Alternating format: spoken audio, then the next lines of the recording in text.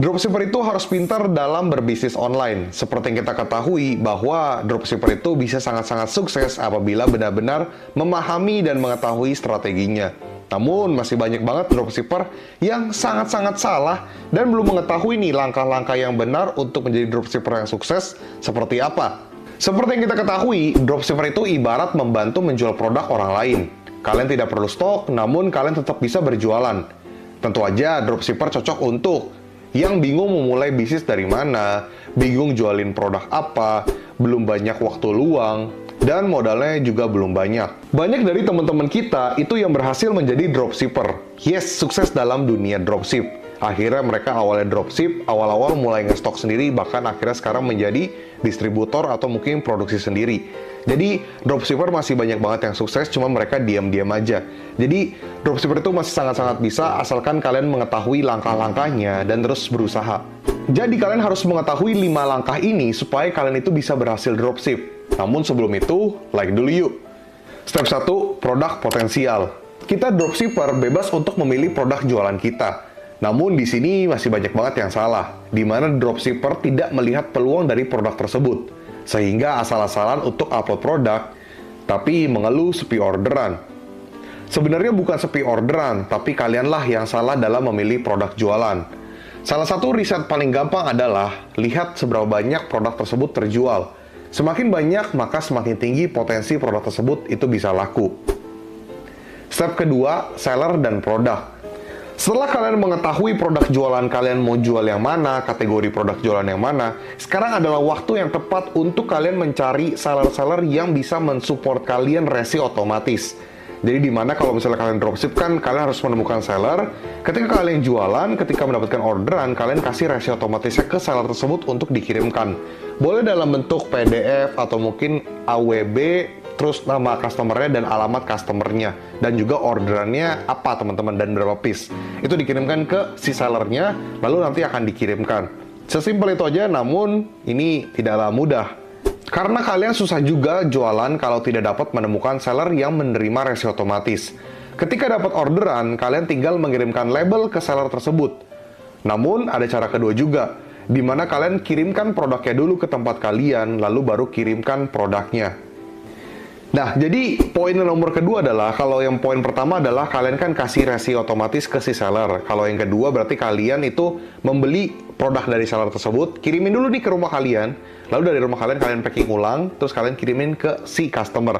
Kenapa seperti itu? Supaya ya kalian mungkin bisa mendapatkan ya stoknya bisa kalian lihat, produknya bisa kalian lihat, atau kalian tidak mendapatkan nomor telepon si seller tersebut untuk dikirimkan resi otomatis. Jadi tidak dapat nomor kontaknya lah ya, seperti itu. Jadi kalian order dulu barangnya ke seller, ketika seller mengirimkan ke alamat kalian, ke kita nih, terus kita baru packing, kita kirimin ke customer dengan AWB yang kita punya atau nomor orderan yang kita punya.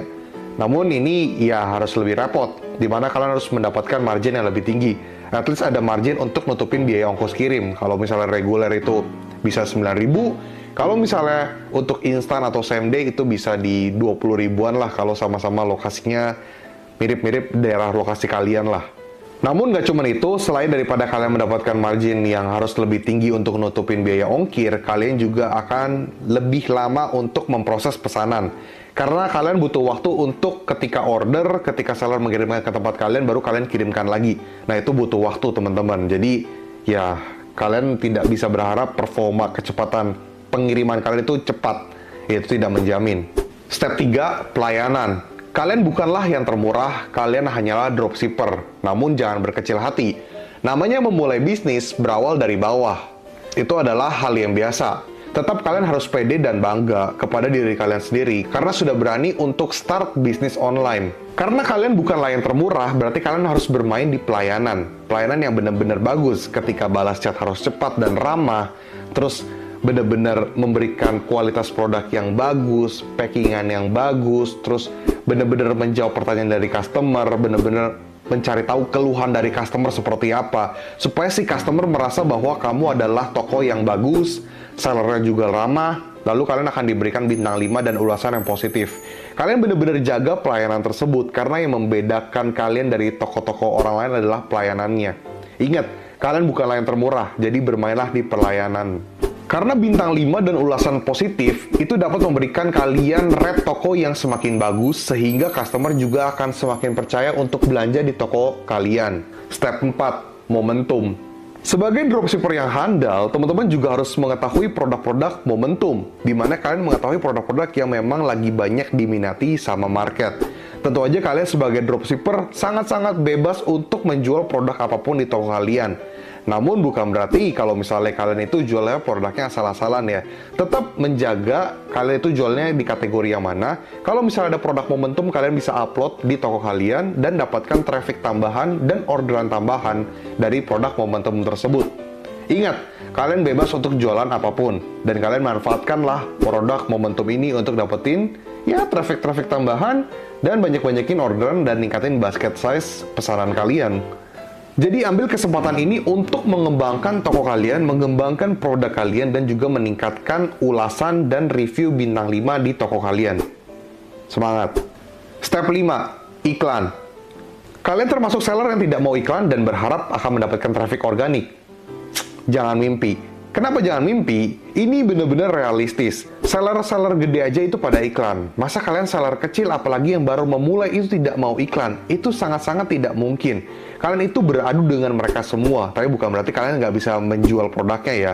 Jadi iklan itu memang diharuskan, tapi tidak wajib teman-teman.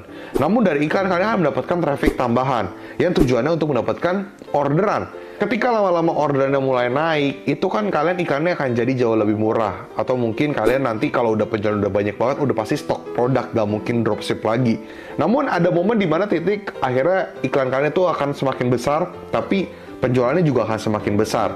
Boleh juga nanti iklannya lebih rendah, tapi penjualannya masih oke. Tergantung lah dari seberapa bagus performa dari produk lu.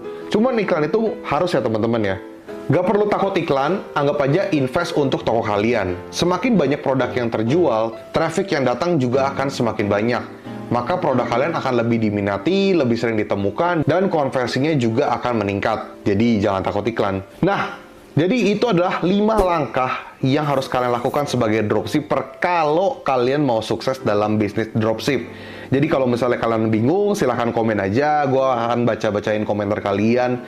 Kalau misalnya gue bisa balas lewat reply, akan gue balas lewat reply. Kalau misalnya nggak bisa, gue akan buatin videonya khusus untuk pertanyaan-pertanyaan kalian. Jadi jangan patah semangat untuk menjadi dropshipper. Sampai hari ini dropshipper masih bisa, cuman emang lebih sulit jalurnya, tapi masih bisa. Yang penting kalian terus berusaha. Dan ingat kata-kata gue. Dan kalau misalnya kalian bingung soal tips and triknya, silahkan nonton video-video gue yang lain. Karena gue udah banyak banget ngebahas soal tips and trik soal jualan online. Dan banyak hal lah. Jadi kalian bisa ikutin aja tips and trik dari gue. Silahkan ditonton, jangan malas. Sekali lagi gue ucapkan jangan lupa like, komen, dan subscribe.